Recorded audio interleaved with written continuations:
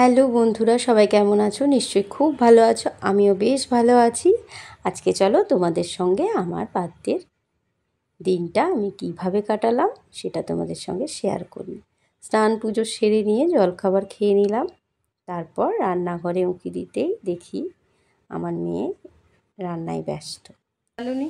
তার বাবা যতটা পেরেছে জোগাড় করে দিয়েছে, আজকে রান্না চলছে, করছে রান্নাগুলো।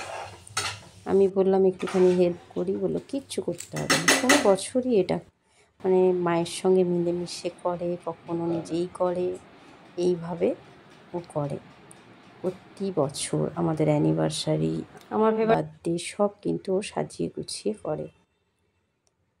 বিকেলবেলা আমরা বেরিয়ে গেলাম একটু বাজারে মানে আমাকে আমন্ত্রণ করেছিলেন চন্দানী পালস। সকালবেলা ফোন করে বার্থডে উইশ করে, তারপর আমাদের ইনভাইট করেছে, ম্যাডাম আপনার একটা সারপ্রাইজ আছে, অবশ্যই আসবেন। তো পালসের কালেকশন তো দেখলাম দারুণ, অবশ্যই আমি একটা কিনলাম, আমার মেয়ে আমাকে গিফট করলো, আর এনারা আমাকে এটা সারপ্রাইজ দিল। নিশ্চয়ই দেখাবো কেমন সেটা। তারপর বাড়ি এসে একটু কেক কেটে নিলাম, এটাও একটা সারপ্রাইজ।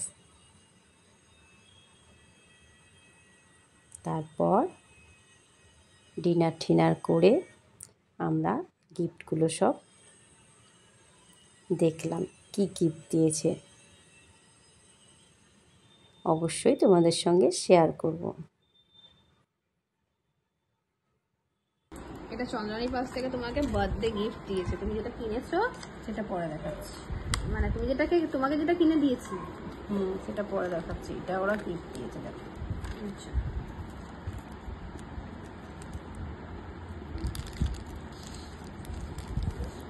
দাদা অডিও সো সুইট, দেখো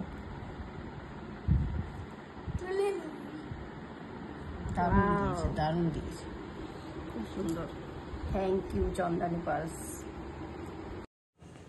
তোমরা অবশ্যই চন্দানী পালসে ভিজিট করতে পারো, খুব সুন্দর কালেকশন। আর বিয়ে বাড়ির সামনে অবশ্যই গিফট করার জন্য খুব ভালো ডিসকাউন্টও পেয়ে যাবে। আর এটা আমার মেয়ের দেওয়া গিফট, সব থেকে বড় উপহার আমার। আজ তবে এইটুকু, তোমরা অনেক ভালো থেকো, টাটা।